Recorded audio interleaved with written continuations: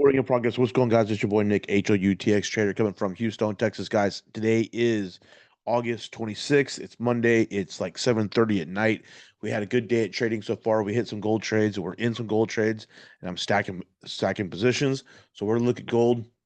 I did take a sell on US 30 um, right as the market opened back up at 5 o'clock my time, and we'll be looking at some Bitcoin and stuff. But while we're here, and while I have gold in front of me, let's just look at the gold trades that we took this morning and why I took those gold trades, right? So, understanding why I took the trades and then reviewing it afterwards is obviously key, right? So, with gold, we had the liquidity on top and bottom.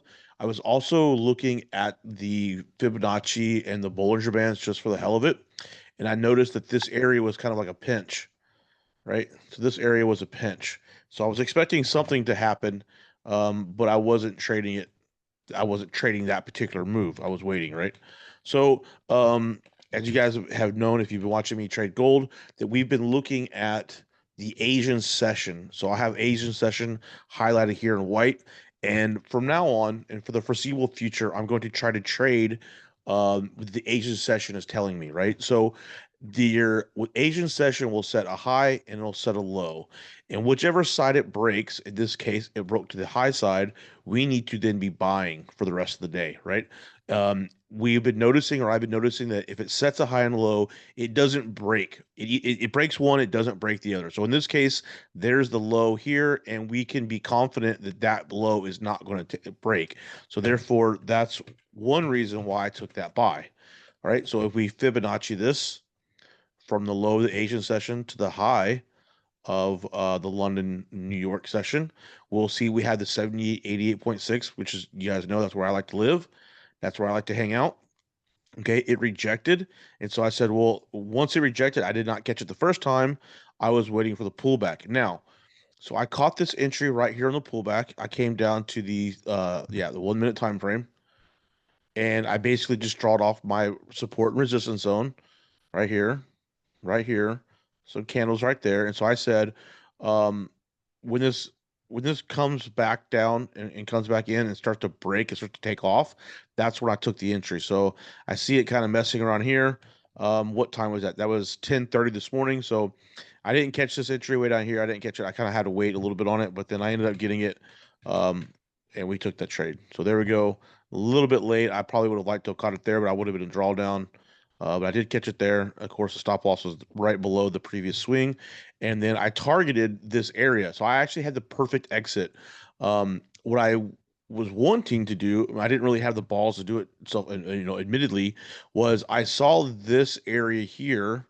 This is the last block of candles you see it marked off that led to the sell, right? So originally, if you fib that top to bottom, that is your 7888.6, basically right there in that area. So I was wanting to take that sell, but again, I didn't take it. I didn't have the cojones to take that. So it is what it is. I missed that sell. But what I'm noticing then, and what I'm noticing now, is that it did not create a new higher high. Okay. We have the trend line on the bottom. Let me zoom out just a sec. Reset. I have this trend line right here. Right. I have that trend line. So it broke trend. Let's get back to the 1 minute. So you saw where the trend line come from. That's obviously this big trend line right here. Right, the big one. So it broke trend. Let me just make this prettier. Anyways, so it broke trend. Move it right there. So it rejected the area that I wanted and it broke trend. So that's telling me, okay, I'm going to look for sales for the rest of the day. So just like I marked off this area, which is the last batch of candles that led to the big sell-off, I'm matching up this batch of candles that led to that sell-off. It was the continuation, right?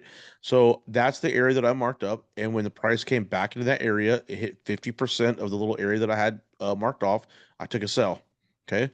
When this trend line broke here, I took another sell. I think the entry is probably closer to here, but I moved it, so it doesn't matter. But so I took another sell. All right. So I'm in these top two areas. I'm actually in three different positions up here. I'm in two positions there, one position here.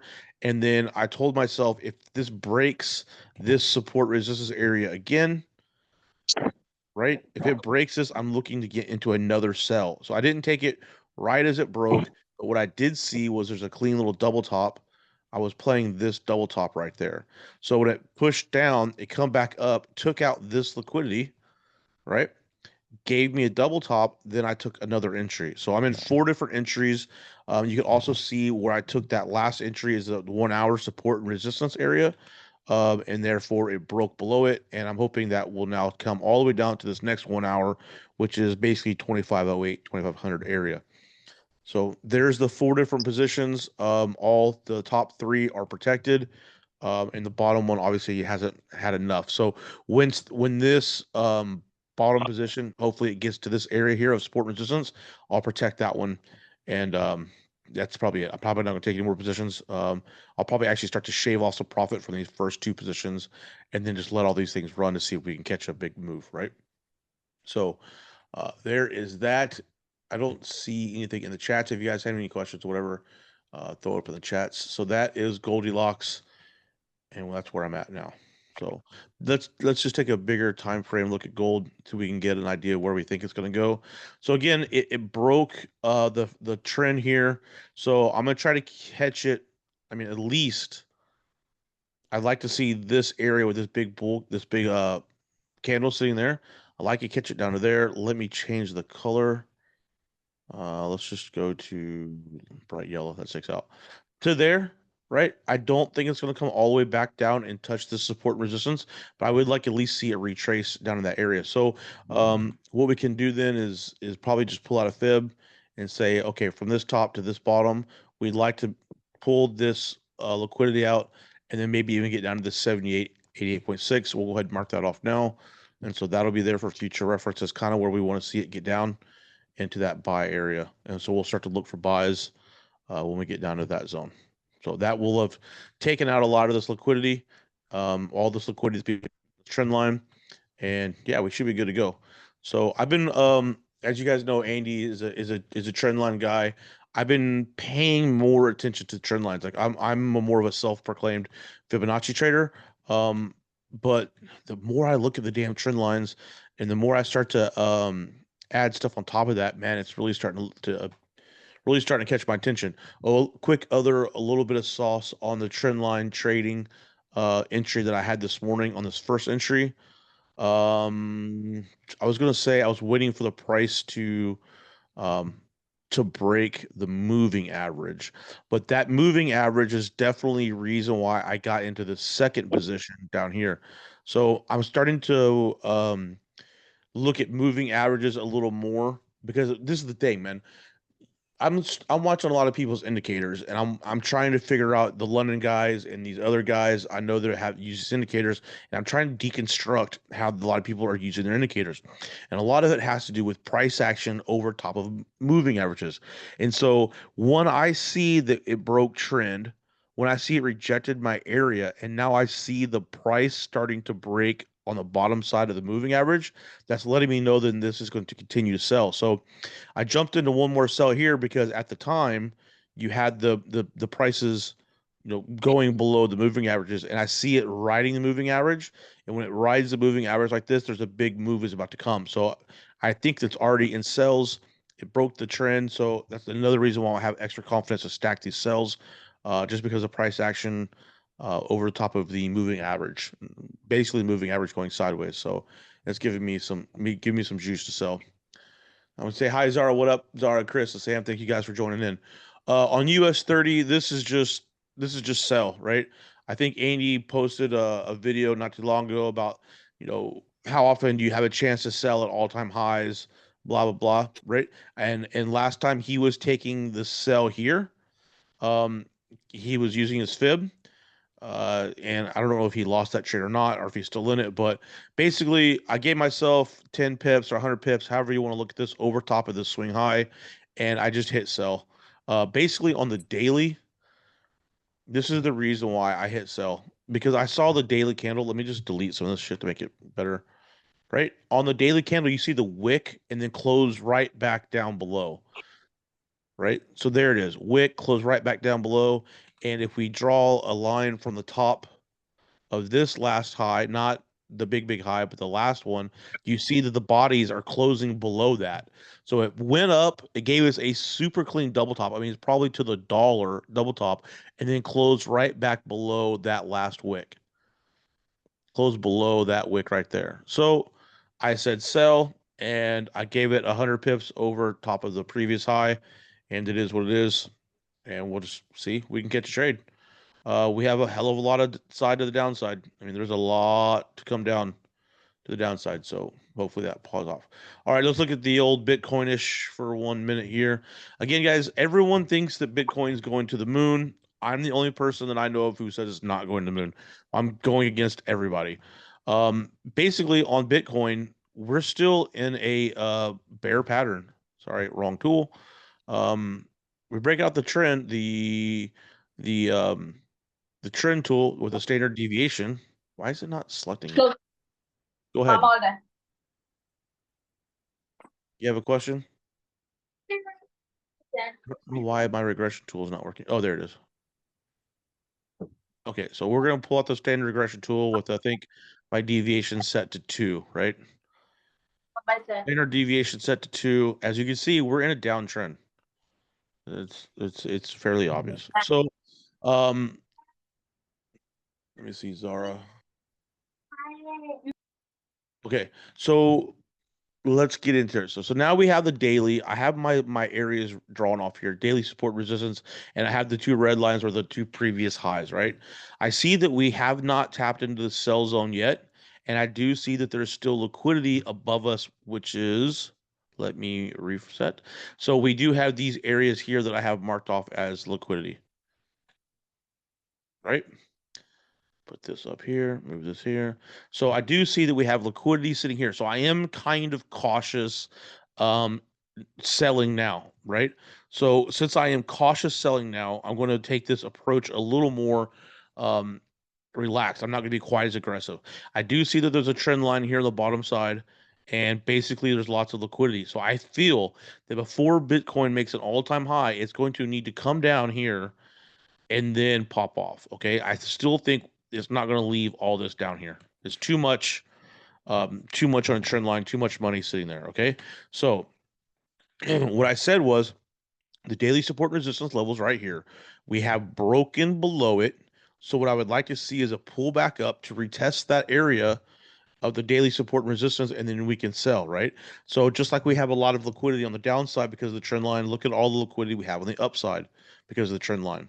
So I would like to see all of this liquidity here get taken out, find an entry somewhere, somewhere like in here somewhere, right? So I have that there. That's not necessarily where I'm taking the entry. So we'll have to figure out where the entry is. Again, I do have the order block marked off. Actually, that's a fair value gap marked off. So perhaps we get up into here into the fair value gap. I don't know, but I am waiting for Bitcoin to give me a pullback. I think it has broke trend, and then we can take that sell there. So let's just go to the 1 hour to look at it one more time. This Okay, so look, if we talk liquidity, right? If we talk the liquidity game, we can obviously see this is support and this has been resistance. I mean, look at all of the wicks in this area. So there's going to be a lot of liquidity here. So if there's a lot of liquidity there, look at how this wick and this wick is a clean double top right there. Let's zoom in so we can see it. These two right here is a double top. All right. So I would like to think that this market would want to come back, take all of this liquidity, clear this double top, and then find the reversal. All right. So then where that's going to be at? Well, I mean, look at how we have a wick here. And then again, look at this gigantic wick. This whole area is a fair value gap. I mean, it's just a big long wick, right? So perhaps we start looking for entries right there. And we put our stop loss there. Again, we're looking for a 3-to-1 to a 10-to-1, somewhere around there. So a 3-to-1 is not a big deal because that's just the bottom of here. So if we can catch this trade in that area, a 3-to-1 is very, very, very possible because it's just going to, because that could just be a double bottom and then pop off to go higher, right? And then our 10-to-1 is really way down there. So yeah, let's look for trades right there at 64,516, 64,500 area. That should give us a good entry for a solid sell, a good TP. Does anybody have any questions about another pair that I haven't looked at yet? Thank you. Any other pairs? So let's put the sell back on here. We'll send this out to the world so they can see just a few pips above, and we're targeting a 3-to-1 double bottom. Actually, we're probably targeting way down here, but yeah. Let's look at Solana. I haven't really been paying attention to Solana the last couple of days. I've been just in Bitcoin and gold. It came back down, hit our fair value. Okay, so look, it's kind of respecting, give us a nice double top right here at this area. All right, so if we, this is like another little secret sauce, guys. If you go to the line chart sometimes, all the time for me, you can see that there's these bottoms, right? These two bottoms. And if we draw that out, that hits this top and that hits this top. So, I mean, that's a very clear support and resistance area, right? I like that area a lot. Now that I just pointed that out, I don't know why I don't have that already marked. Let me do that now. So let's do a horizontal line. We will put it right there. And then let's mark it daily. All right. And then we will lock it. So now we can delete this purple box. Now we have our zone. So basically what it's doing is giving us, it's a nice time to short Solana right now. Go back to the candlesticks. On the hourly chart, that's the support resistance area we just marked off right here. I mean, I have a red line on there. We could probably delete the red line and make it clear, right?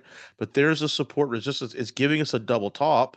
It's showing us signs of sellers are here, push back off, and then gave us a huge engulfing. So it's probably not the most sniper entry, right? But I mean, to think that you could sell now and put your stop loss right there, and at least target this previous area here of resistance, maybe that will turn support.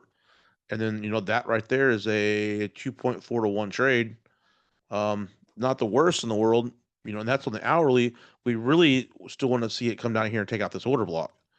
So I mean, there's your 3-to-1 trade if we can target that, or even target this liquidity right here at the bottom, right? And so there's a 3-to-1 trade. It's not the best entry, but it's kind of a safe entry because we kind of waited, and it looked to me like the sellers have shown their hand. People are starting to take profit. You have this nice candle, I mean, wick to come back in, grab liquidity, and then just sell off.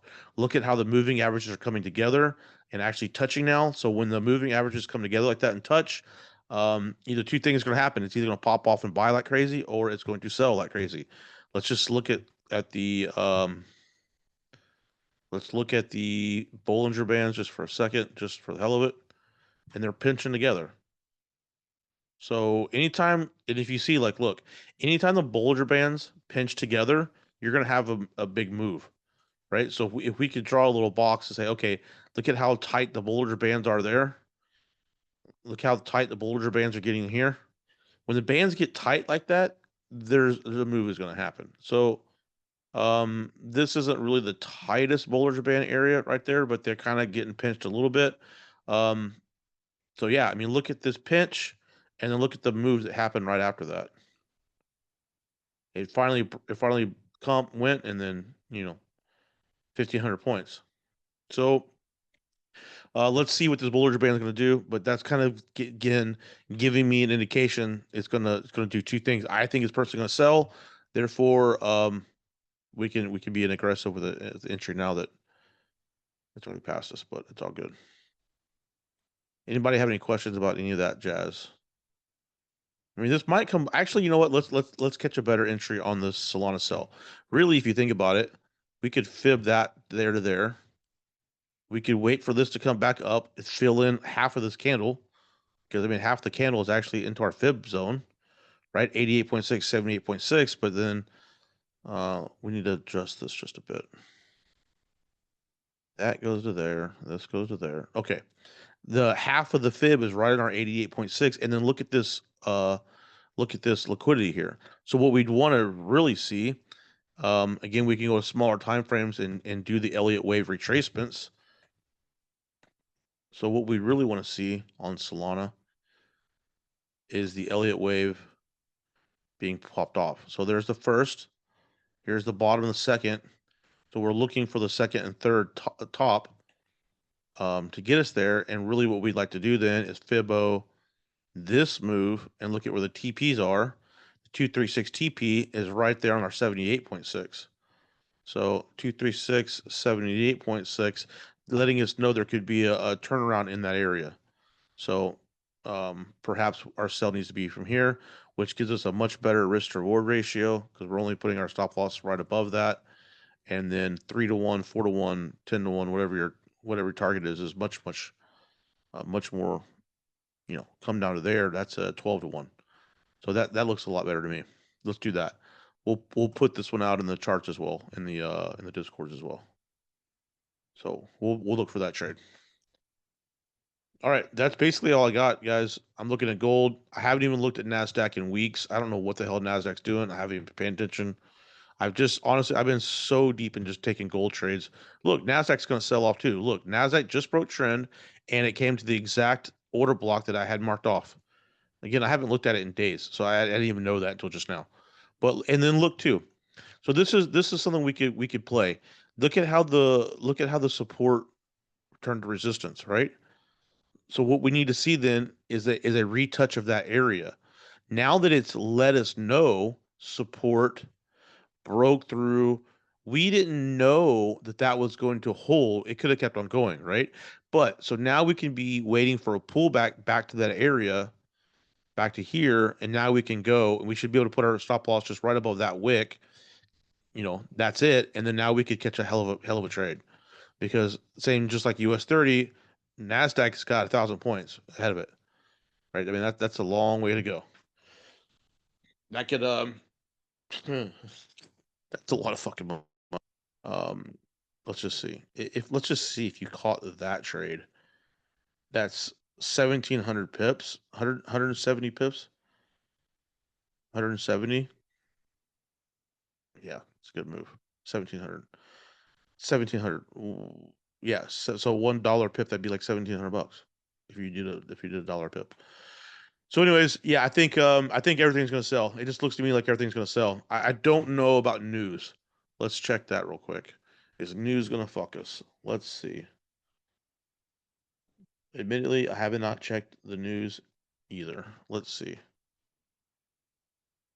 Monday, okay, nothing. Thursday, so we don't have any news then.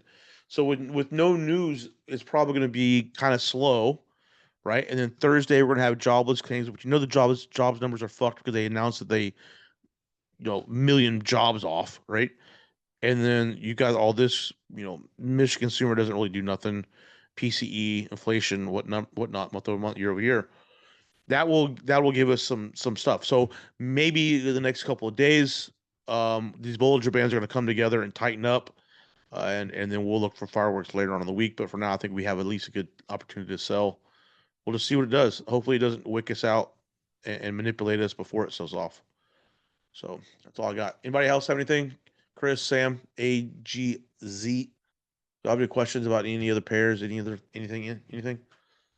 If you guys are looking for crypto to buy, Render's already popped off, but even now to entry at $6 is not a bad entry. I personally sold all my Solana and um I put it into Jupiter, just because there's so much of a like you can make so much more money because if we're at 76 cents now and it just goes to like $1.40, which is right here, which is right, it's double at 76, it goes to $1.40, that's double. Let's just say $1.50, you're doubling your money. And I don't think that any of the other cryptos are literally going to double that fast. So, if you have $1,000, you put it in Bitcoin goes up a little bit. Yeah, you'll make a couple $100, but you put that $1,000 in here and you can double your money real fucking fast. So I put all my shit into Jupiter, broke trend, found the bottom, found the support, and yeah, looking for that to go. Alrighty, man. Thanks. In gold. Yeah, Sam, I'm in fucking gold deep. Poor positions. All right, guys. That's all I got. If y'all have any questions in the Discord, hit me up. Let me know. Thanks for watching, guys. Also, look, I'm gonna put my dot card in the YouTube video. So please like the Twitter. Please follow, subscribe to my YouTube channel. I feel like a fucking idiot saying that. Please like and subscribe to that. Guys, if you buy an NFT, you get free signals because I post these trades on the Discord. So let me just show Discord real quick for anyone who doesn't know. All right. Here is Vtopia. I highly suggest everyone go buy a Vtopia. Okay. Here's my little section. Nick's calls where I'm posting charts all day long. Same thing as BitDogs. All right. I have my own thing called Nick's Bones. And if you want more in-depth trading, just solely trading, join Andy Peters Pip Connect. All of these links can be found on my dot card. Basically, you buy an NFT for a couple $100 and you get free trades, and you can make your money back within one trade. I mean, it's that easy. If you go then to Magic Eden, or not even Magic Eden. So here's the deal, guys. This is why I'm talking so much about Vtopia. Vtopia launched their own site, and if you hold a certain NFTs, then you get royalties on the marketplace. Like as the marketplace goes, you get royalties off that. So look, here is the new Vtopia website, right?